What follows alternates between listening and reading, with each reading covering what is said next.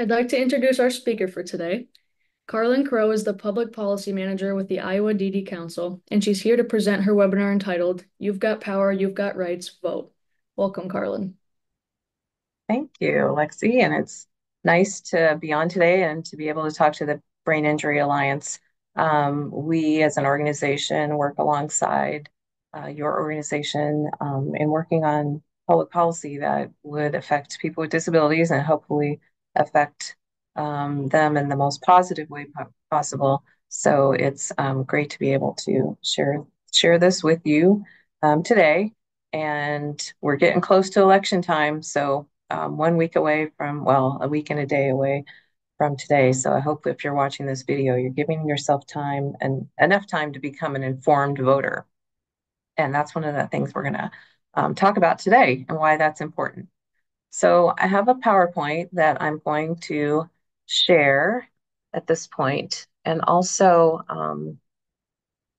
let you know that I have a lot of slides on here, and we don't need to use them all. I might fly through some of them so that we can get to the some specifics about the election and specific kind of questions that you may have about your ballots for this election cycle. So, as I mentioned, I'm Carlyn, or as Lexi mentioned, my name is Carlyn Crow, and I'm with the Iowa DD Council. I want to make sure you see my sweatshirt, okay? Vote 2024. That's my message for the day. Um, but I work on public policy, as I mentioned, and we have been going all over the state in the last couple of months to talk to voters, particularly people with disabilities, about why voting is important. And it's kind of called like voter training, which sounds kind of like, why do I need to be trained to vote, right? It's just easy. You just go in, fill in the blanks, and walk out.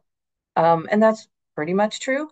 But there are a lot of things that people don't think about before you go to the polling place or before you get your absentee ballot, or even if whether you should get an absentee ballot. So that's why we do this. And we also want to increase the number of people voting, especially the number of people with disabilities who vote. And so I usually do this. I wanted to make mention too that I usually do this training in person. And so doing it online is a little less interactive. But when we do it in person, we talk about how we make choices for our society. Right now we're in an election cycle, so we're making some pretty important decisions about who's going to run our government by voting. But voting is, how we make decisions about a lot of things as a group. And sometimes we don't always get what we want when we're voting. So I see that Lexi put up the poll questions.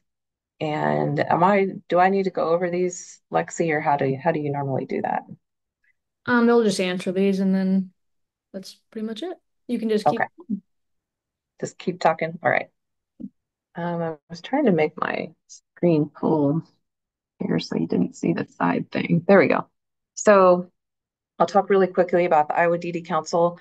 In case you're not familiar, we are an organization that's set up in every state. Every state has a DD Council, or Developmental Disability Council, that is put in place because of federal law.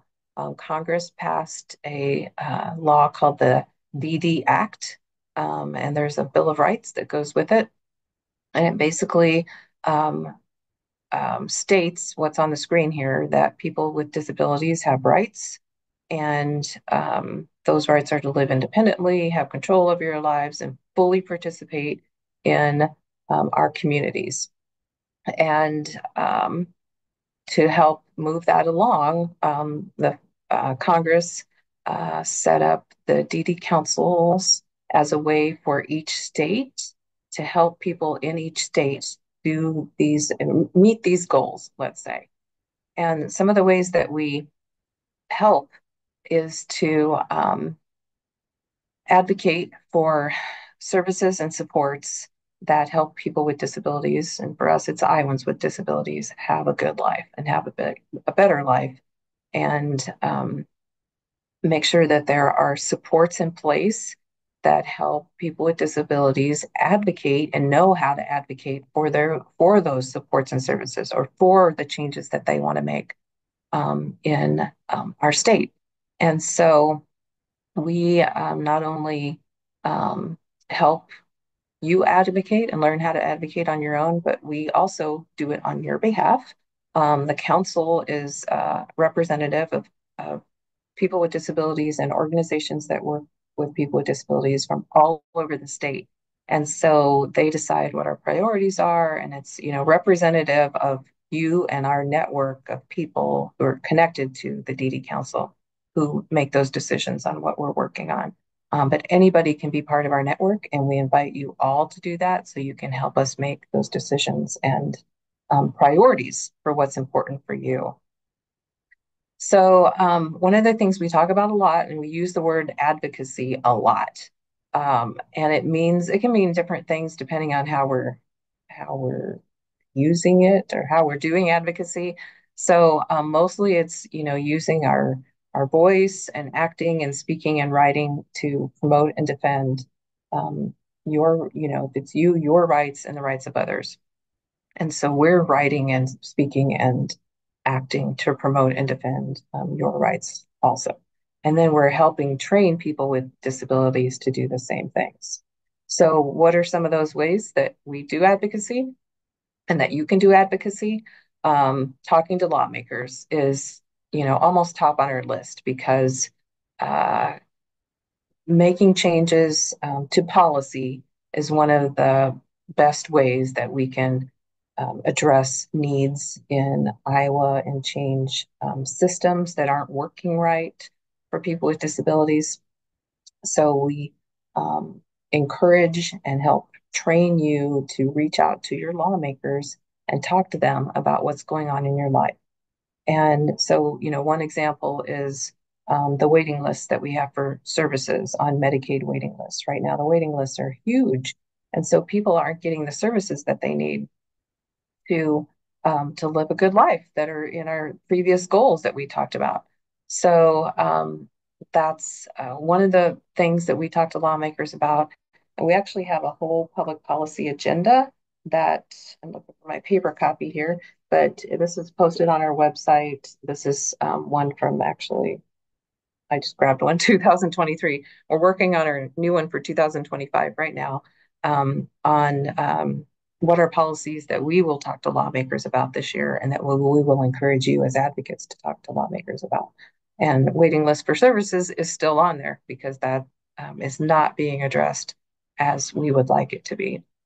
And so we would work with you all to help you talk about how that is affecting you and your life in Iowa, and so that you can talk to your lawmakers about that. So we call this public policy advocacy, and when we help people learn how to be good advocates for public policy, these are the kind of how-to steps that we work with you on, how to identify an issue, how to tell your story to your lawmaker. So if it was waiting lists was your issue, then you might talk about how you're on the wait list, or even if you are now on a Medicaid waiver, how that is helping you. And a solution would be, how can we get more people on the waiting list, whether that's more funding, or again, if you are receiving the services that you need, talk about how that's affected your life and how many people are waiting to get those services and may not get it. That, could help them achieve their goals and be the best that they can be right now. And then we always want to be making an ask when we talk about advocacy or public policy to our lawmakers.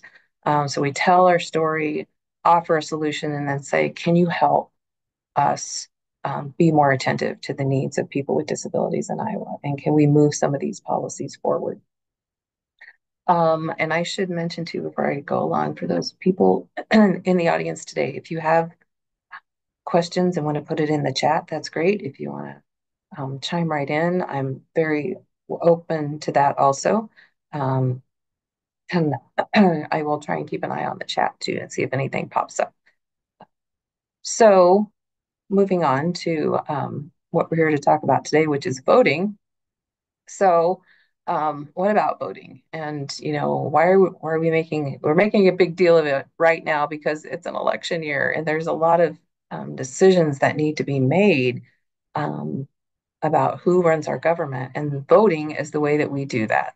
So, voting is the way that we make decisions for a group.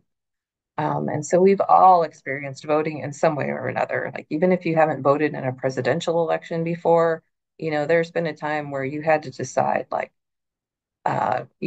if you're with a group of, maybe when you were with a group of kids when you were growing up, or your sisters and brothers, and your mom said, "What do you want for dinner? Spaghetti or pizza?" Everybody votes, and whoever had the majority, right? That's what you had for dinner. Of course, that might be different in every family.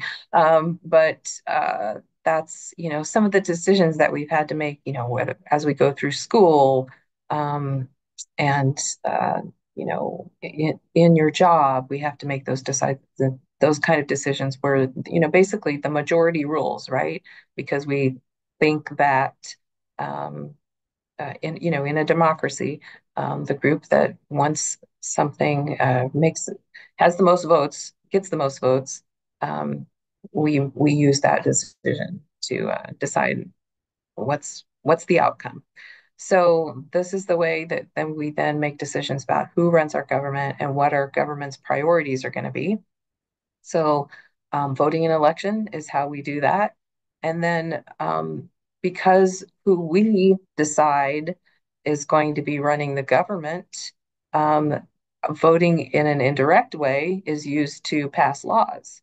So for us, we're voting people in as our representatives to decide what are the best laws for the United States, to run our country, and the best people to run our country. And then those people who are elected vote to pass those laws. So they're also operating in a majority where the most votes decide whether a law gets passed or not. And probably, if you follow what goes on in our federal government or state government, you see how that's during when they're in session and how that happens. Voting to pass laws, it's not as easy as it sounds, because it depends on who has the majority party, and usually issues are decided by the the party that has the majority in a House of Congress or in the Iowa legislature. So that's why voting in an election makes such a big difference, because if one party has way more power than another, then they're going to be able to pass all the laws that they want. And that can be good or bad, depending upon how we look at it.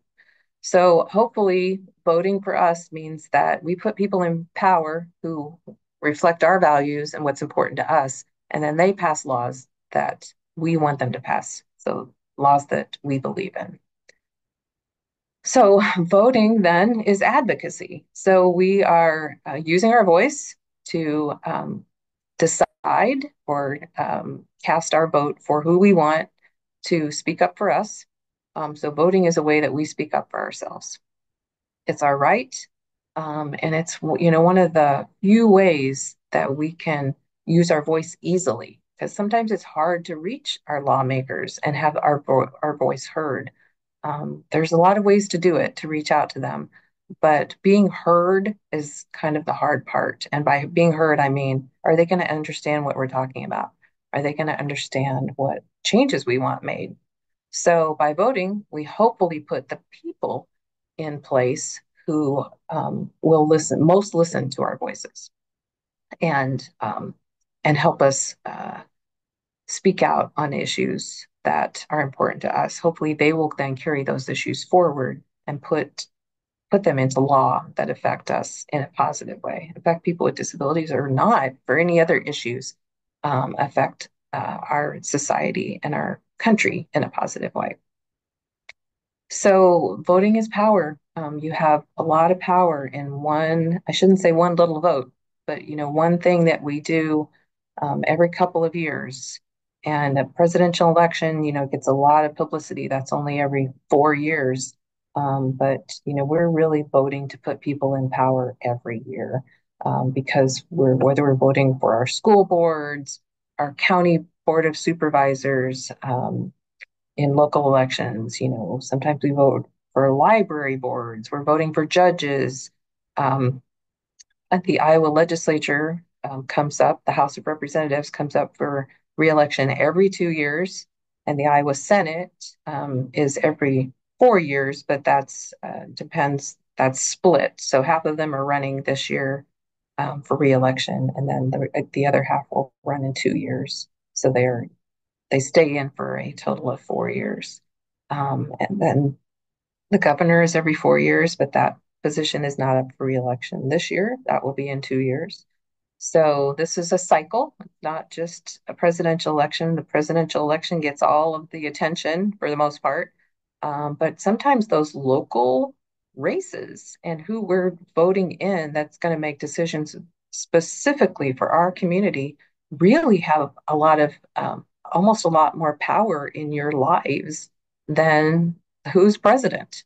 Um, it's tough to think about, but because we think that the laws that are changed at the federal level affect us at the you know at the Iowa level, and they do, but it takes a long time sometimes for those effects to be felt. Whereas at the local level, your county, your city council, and your county board of supervisors are making decisions about all the important things right there in your community. What you have access to, what your, some of your taxes are, what how your school is run, and how people with disabilities are treated. Also, are your communities accessible? Are you getting the funding that you need for Medicaid? Some of that is brought down to the county level. So those races are just as important as the presidential and the congressional races that get all the attention, but make sure you're looking at your local elections too. County auditors, I should mention also, a lot of them are up for reelection, and they determine how voting takes place in your community. Some of that is determined by the Secretary of State's office, and I'm going to pull up their website here at the end. But your county auditor makes decisions about how you vote in your county, and what's available to you. So that's an important election to keep note on too. So just a few other kind of graphics here to help us talk about how voting gives us a voice.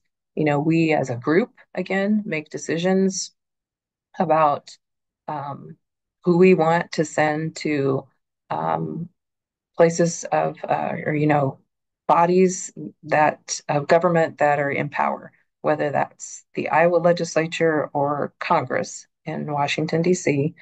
We decide who goes to these bodies, comes together, and those people are who decide what goes into law. They're the ones voting on laws and policies and procedures that in Iowa go into Iowa code, and at the congressional level go into federal law. So that's how we use our voice in voting, because those laws, this actually should be, instead of linear, it should be kind of set up in a circle, because all the laws are going to come back and affect us in some way. And so that's how it impacts us. We're using our voice, but then what happens when issues are put into law comes back and directly affects us. So that's why it's powerful on both sides. So again, voting gives us a choice, and it's particularly important for people with disabilities because sometimes our voices aren't heard. We, as a voting bloc, don't have a lot of power. You might see that there are other groups of individuals in our, culture, in our society, whether it's people talking about religion or environment or some of our social issues, they get a lot of attention. And not a lot of attention is put on laws for people with disabilities, even though it affects about 20% of our population are people with disabilities, depending upon how we define that. It's up to could be up to 25% of our population. So we should have more say in that, and we're working on that. But we need your voice. And so voting is a way to give your voice, and then we can work on the advocacy um, after we get the people elected. And your voice matters, not just as you vote, but um, also how you use your voice afterwards. And you might recognize in this slide that's Senator Chuck Grassley, and we take or assist groups that go to Washington D.C. To advocate with members of Congress. And Chuck Grassley has been a member of the Senate for a long time. I wish I had the number at my fingertips, but I know it's been over 30 years. And he's been a voice for Iowa in Congress on many issues, a lot of them in regards to agriculture and finance and judicial systems for a long time. We went last spring and talked to him about issues for people with disabilities and specifically young people with disabilities. And this young man was talking to him about um, some of the supports that are needed for kids with intellectual disabilities, or I should say students with intellectual disabilities who want to go on to college and don't get the kind of support that they need to be successful in a college program, or there's not enough access to the kind of programs that people with intellectual disabilities need. So that's what he was using his voice as a voice of experience to talk to Senator Grassley with. Okay, so I'm gonna stop for just 1 minute and ask if anybody has questions. I'm gonna have 5 questions coming up that relate some to the questions that were put on the screen before we started. But are there any questions for the from the audience while I take a sip of water here?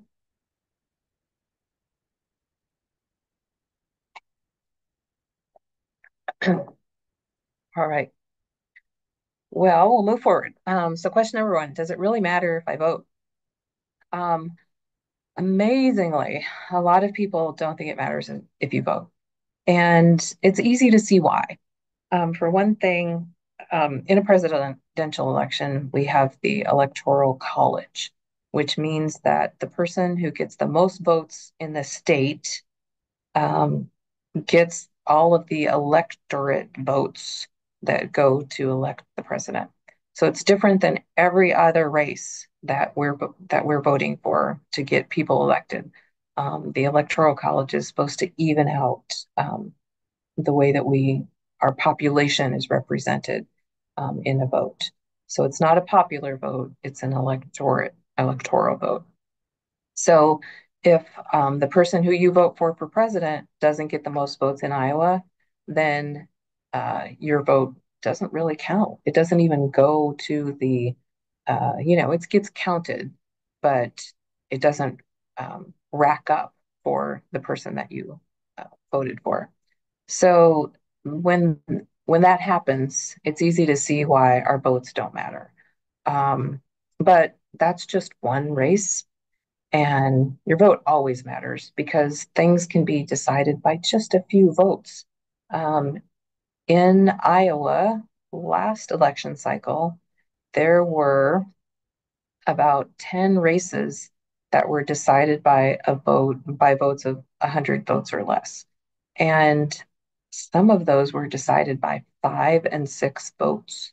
So just think about that. That could be like your whole family. If you didn't go vote and you all went and voted the same way, that person that lost could have been elected.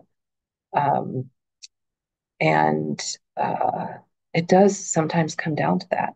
So we have to remember that everybody's vote matters, but we're doing this as a community and we're doing it as a group. We're voting as a group.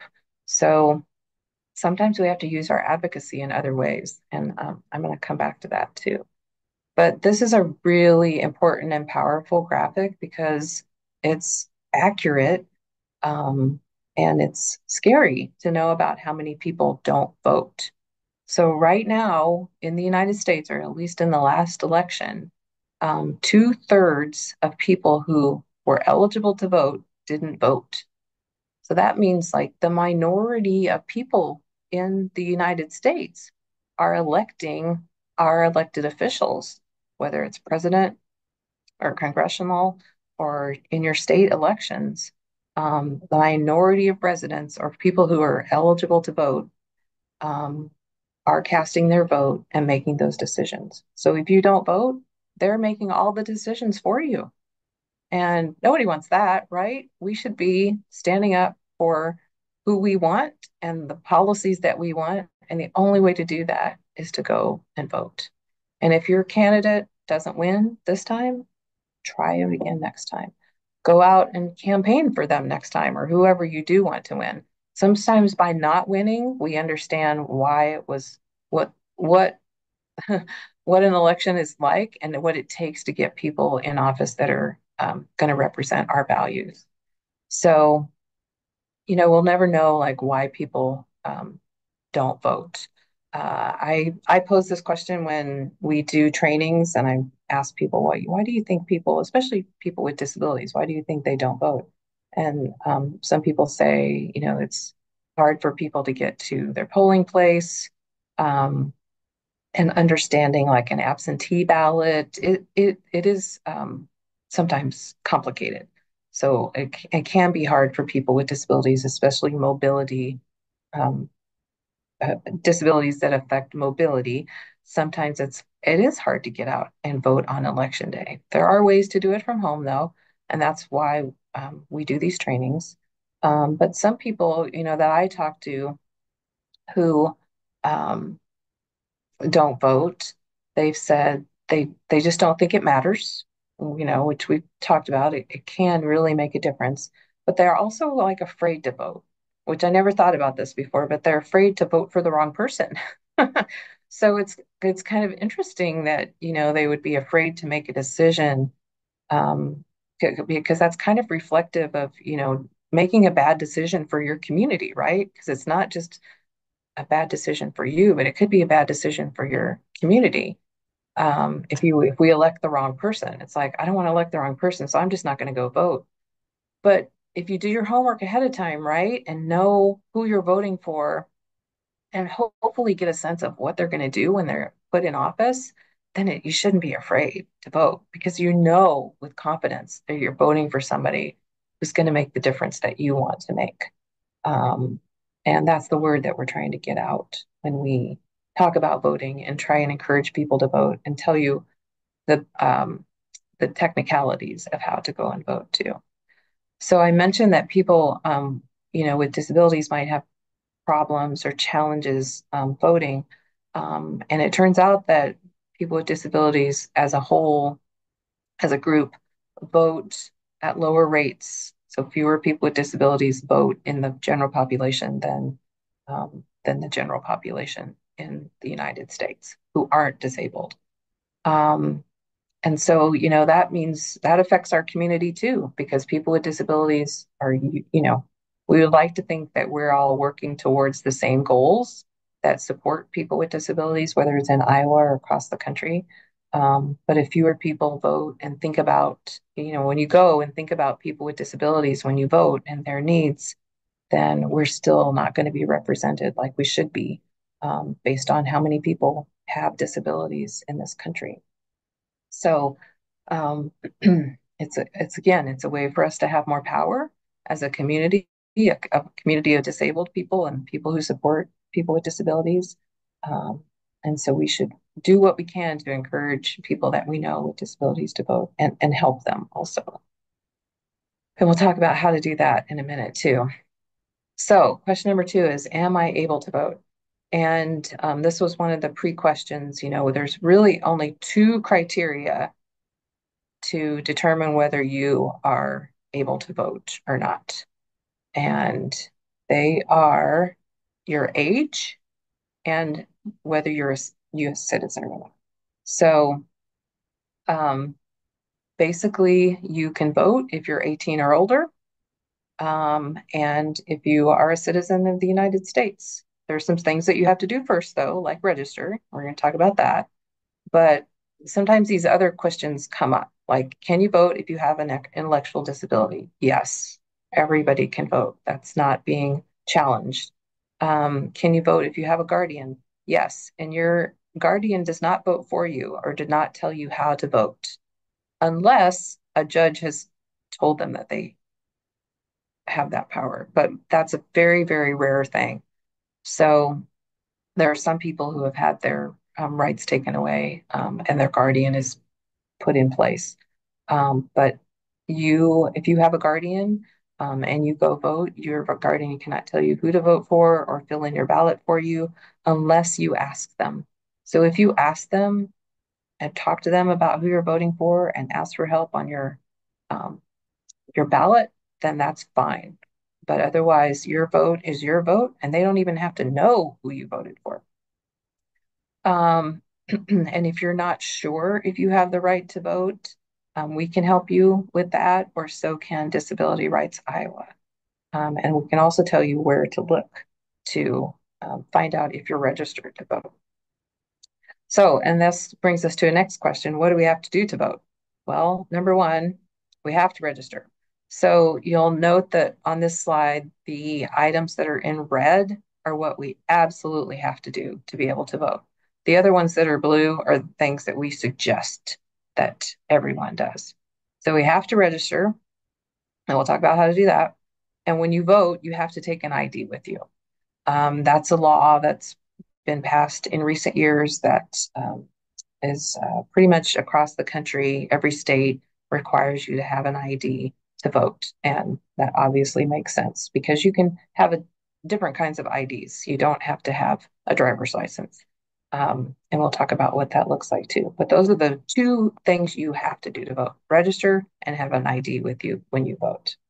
The other things we all should do is we should know our rights. We should find out when and where we go to vote ahead of time.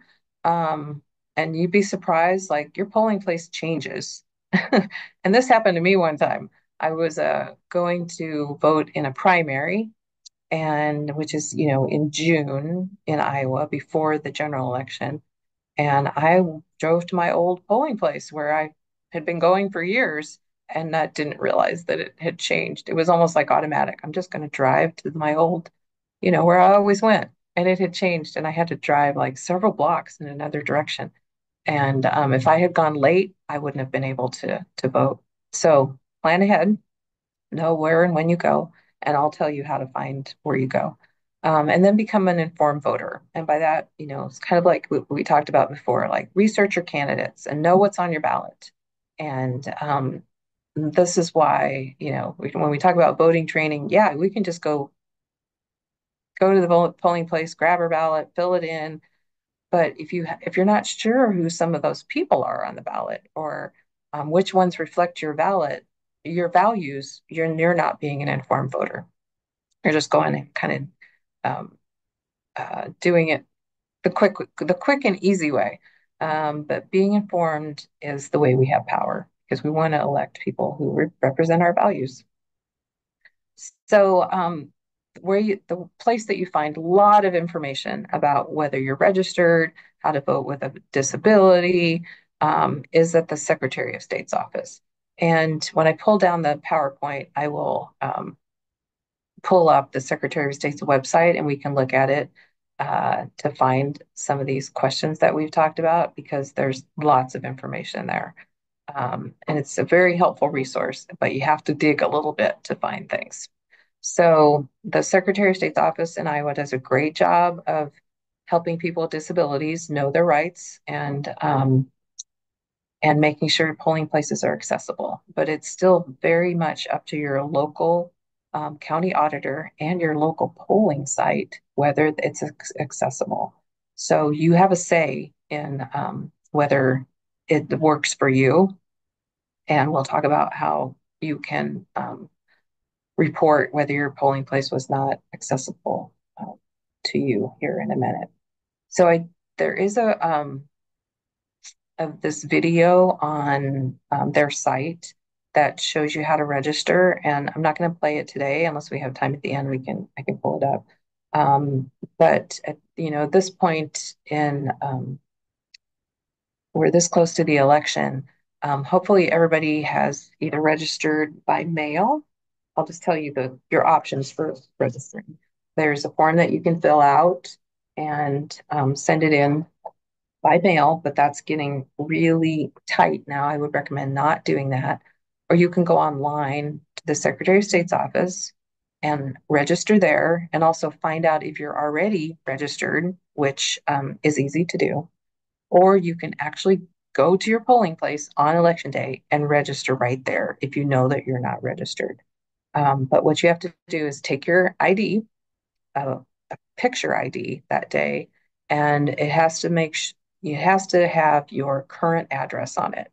And if it doesn't, then take something with you that has your current address on you, like a piece of mail that you recently received, or the lease for your apartment, or your car registration, something that has your current address, just so that they can verify it.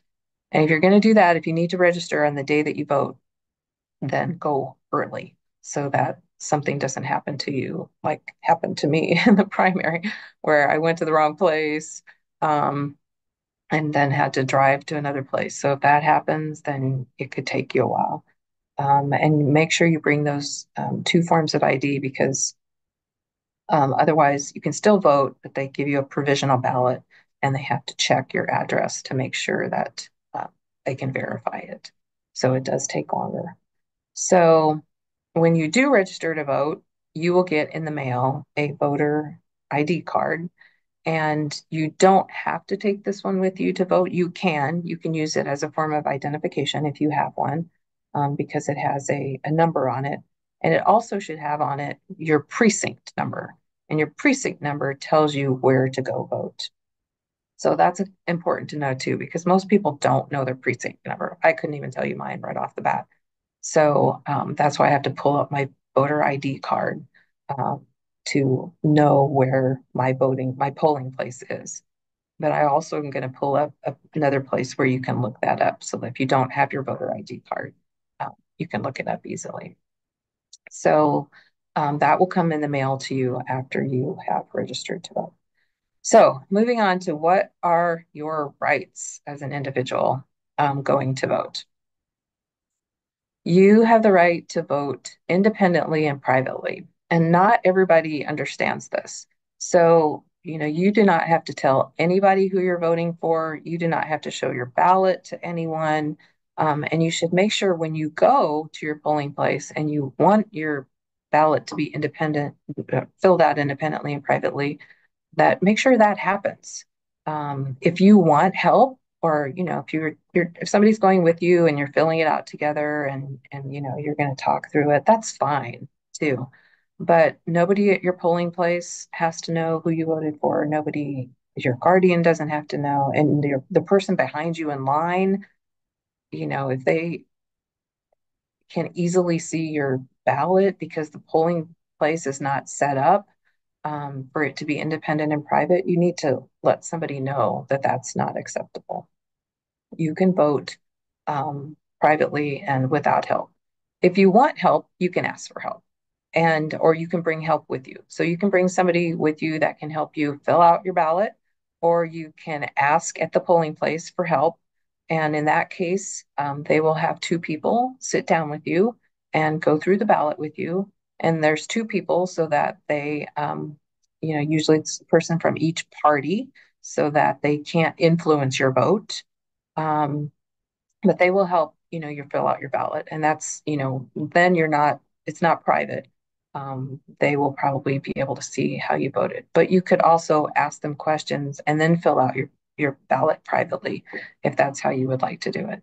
So there are options.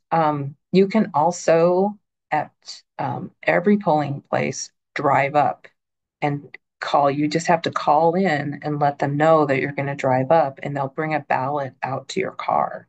So this is a very accessible option for some people who can't get into their polling place, but they can drive to their polling place and have a ballot brought out to their car. So it is an option. And again, you would have to look at your county auditor's office to make sure they know that you're going to do that. But usually, what happens is outside your polling place, there will be a sign that says "Drive Up Voting," and there's a number to call, and then somebody brings out a ballot to you. So be aware that that is an option. And that makes your polling place more accessible. So you have a right to an accessible polling location.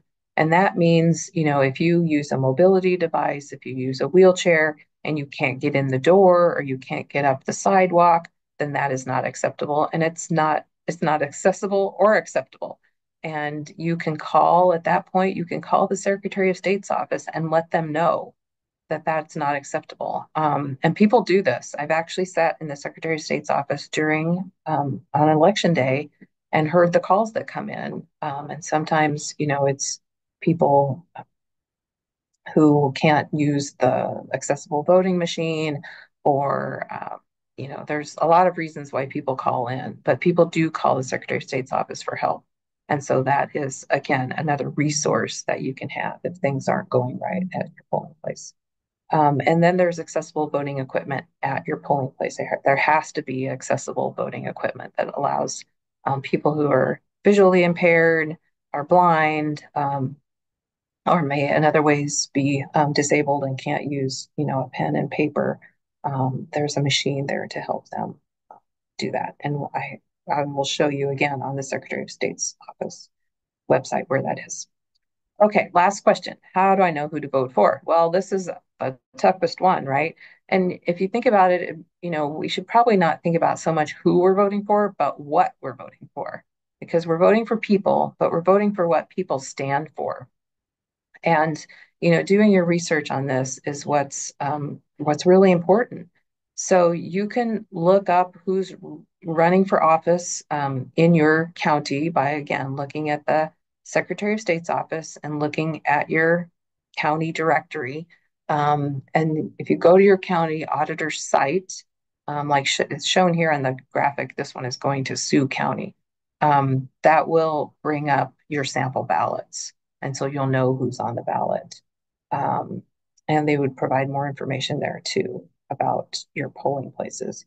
So your county auditor's website would be helpful, but I can show you some other places that will. We're going to pull up one to see who's on the ballot. And then, to be an informed voter, also, you do your research by looking at people who, agree. Do the people running agree with you and what you want to happen in your community and in your country? Are they going to pass laws that you agree with? And this may be laws that have to do with disabilities or otherwise. A lot of people don't think about policies that have to do with disabilities when they're voting. And it's important for our community to really have those issues in mind because there's a lot of other issues that that can affect how people with disabilities are served, especially in Iowa or at the federal level. When we talk about things like tax cuts are important for everybody. Nobody wants to pay a whole lot of taxes. But if we're going to slash taxes in Iowa, that means that services for people with disabilities can get cut. It's usually one of the first things that does get cut. So that's why doing a little research on, what people want, where they want to make tax cuts or what's important for them to fund from the state or the federal level, that's their priorities. And knowing that might help you be better informed about how things are going to affect people with disabilities. So it matters who is in charge. I will show you on our website where we've asked people some questions about a couple of disability related issues, then how they answered. And so there are places that do that.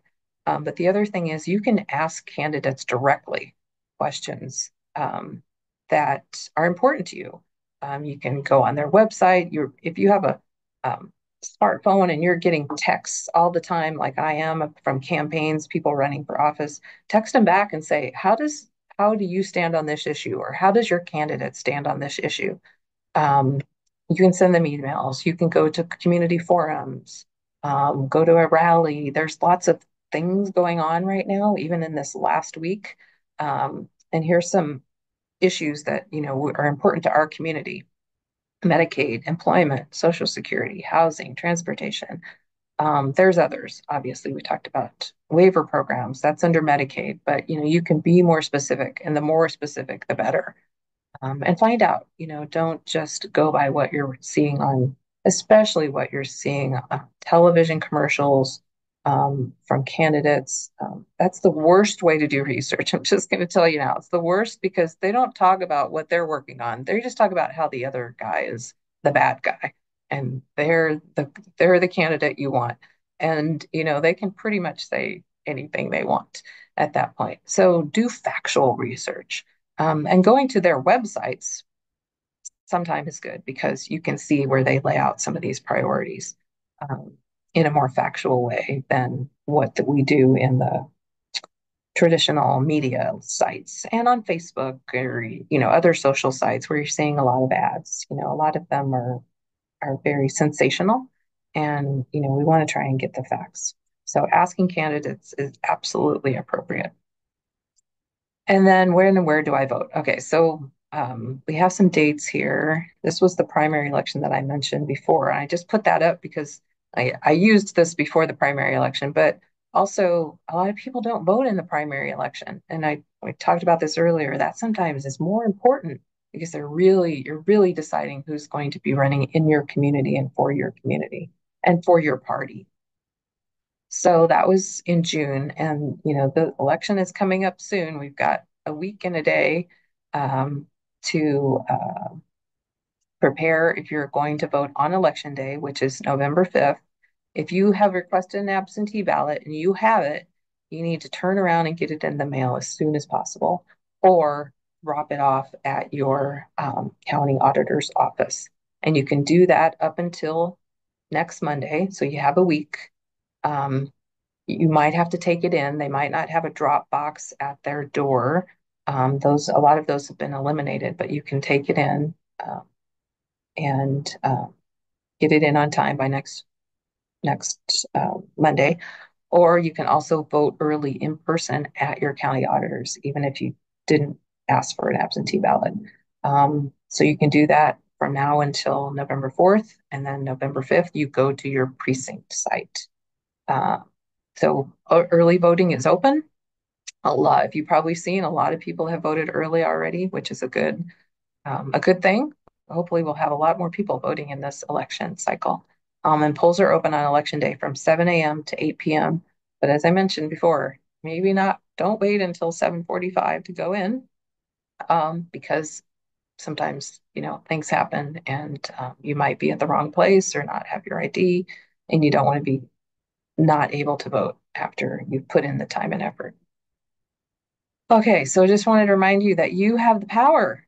And let's talk a little bit more about how you can find some of this information that I mentioned before. Let's see if, can you see now the Ballotpedia site? Ballotpedia is a place that you can go look up who's on your ballot. And it won't show you your exact ballot. Like I said, if you go to your county auditor's office site, you can pull up your ballot and exactly what it will look like. Here is the reason I'm showing you this site. It's a nonpartisan site, but it explains some things a little bit better. So that's why I like to use it. And it gets you prepared ahead of time before you look at your ballot. So you can put in your address here. I'm going to put in our office address just so we have something to uh, look at.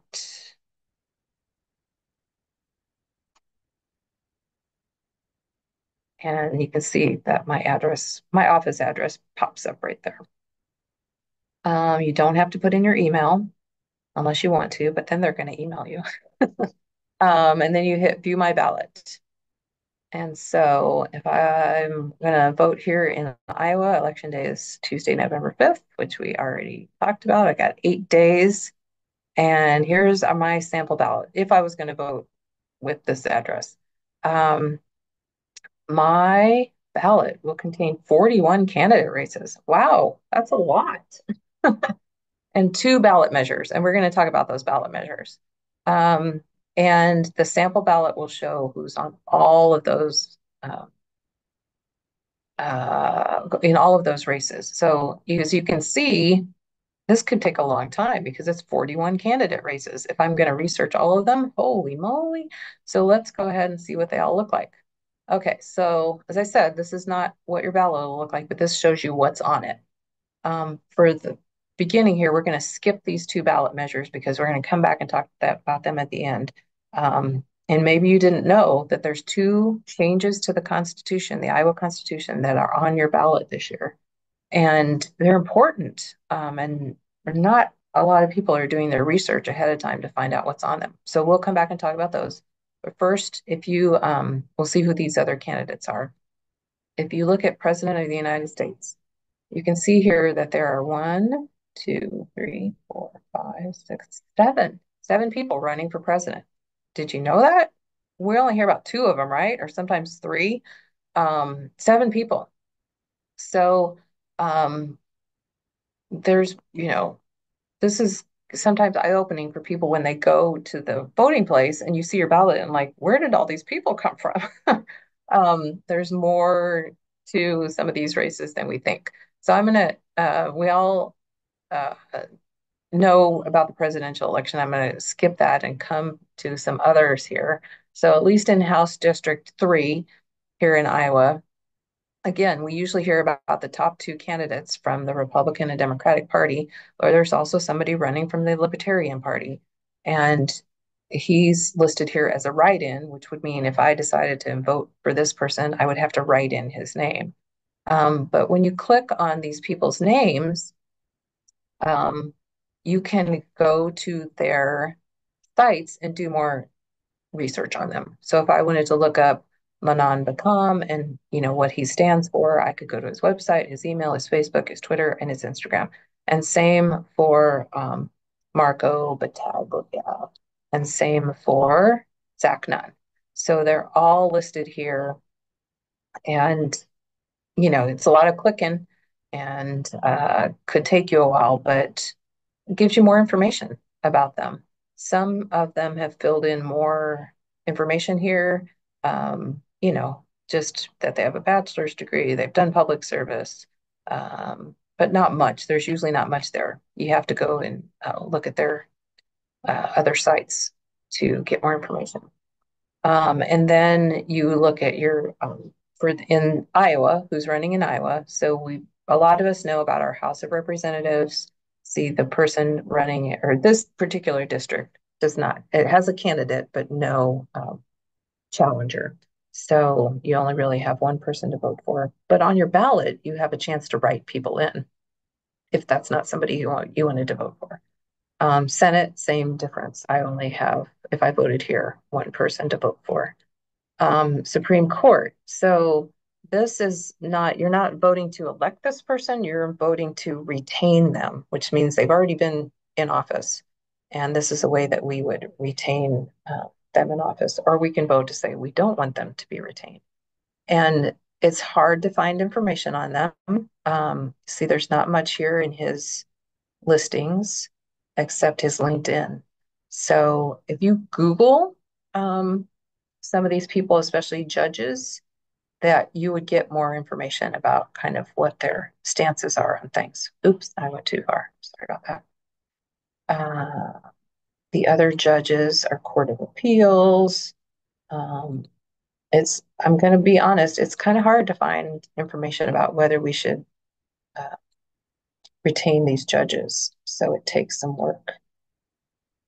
Um, then we have township trustees. Let's see what's going on with some of these. These are all nonpartisan elections. Again, these are ones that, it's probably not going to affect me unless I live in Franklin Township. Polk County Agricultural Extension, it says four seats up for election. And there are four people running. So you could vote for all four of them if you think that all four of them should be elected. But how do we know about them? Let's see what happens if we click on their data. Yeah, there's not much to go on for who's running. No data here. So you would have to Google them or find another way to get more information on them. Let's see who else. We're running out of time here, I know. But just again, to not be surprised, you have to look way down your ballot, all these people who are on your ballot. And, some people just vote for people because they like their name, right? Like I pointed out last week when I was talking to a group, there was, somebody named Samuel something. I'm like, well, I would vote for him because his name is Samuel and that's my son's name. It's like, that's not why you should vote, right? You should vote because you're informed. So just to give you real briefly here information about these two ballot measures, this is the real reason that I like Ballotpedia is because um, it explains these ballot measures in a more simple way than you may see on a news story. So it'll put here the question that's on the ballot, and this is complicated still. Um, what's going on with this ballot? But basically, it says people who are 17 can vote in a primary if they're going to be 18 by the general election.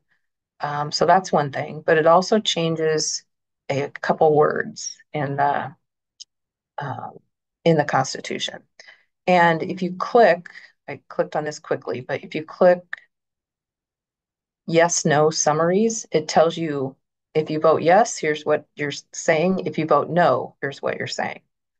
And this is a really good thing to read up on because let's just say for this ballot measure, if you vote yes, that means you want to change the Constitution to say only a citizen of the United States can vote rather than every citizen of the United States can vote, much less the 17, 18-year-old thing. The 17 year 18-year-old provision is already in state law. So we're already doing that. This is just putting it in the Constitution. Um, and that's the same with whether a citizen can vote or not, because you did that in the quiz, right? A citizen can vote. Every citizen can vote. But we're changing that to say only a citizen can vote.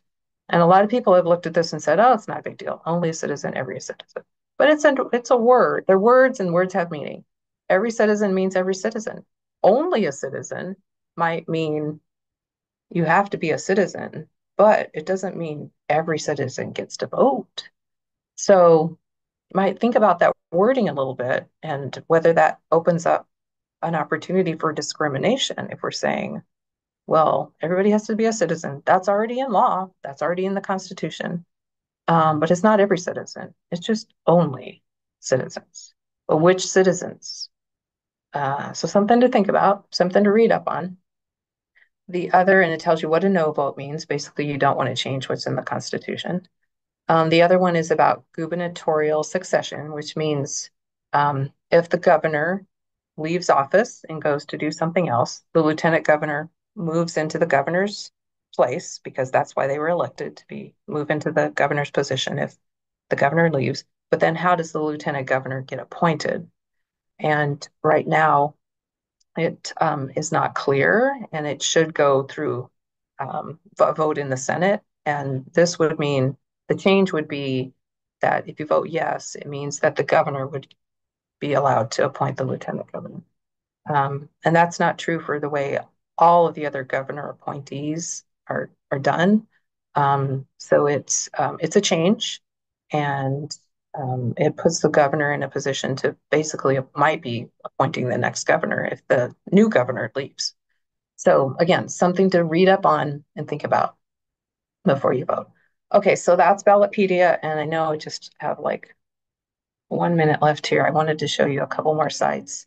So the Secretary of State's office site has this voter ready site where you can go to um, um, look up things about voting with disabilities. As you can see, here's a tab just for that, and I'll click on that. But the voter hotline is for pretty much everything. Like if your voting place is not accessible, that's where you call. If you're not sure where to go, that's where you call. If something happens at your polling place, that's where you call. If something's going wrong with your election security. Here's a tip line that might be a little bit different, but pretty much you could use this 888 SOS vote for everything. Voting with Disabilities has a lot of information here about um, some things that I talked about.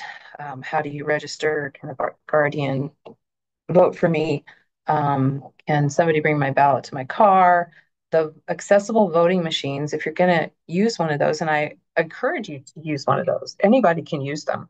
They're a little different than using a ballot and your vote is, automatically put into the machine. There's a whole video on that. There's lots of videos on here. Unfortunately, it means watching lots of videos. But if you watch this one about voting, the voting machine, it talks about a lot of other things too. So I encourage you to go to the Secretary of State's office site, check these things out. Um, and also you can on here check your voter registration. Let's see. Here's frequently asked questions, like what kind of voter card do you have? I mean, a lot of this we already went through, but if you have any more questions, you can check this site.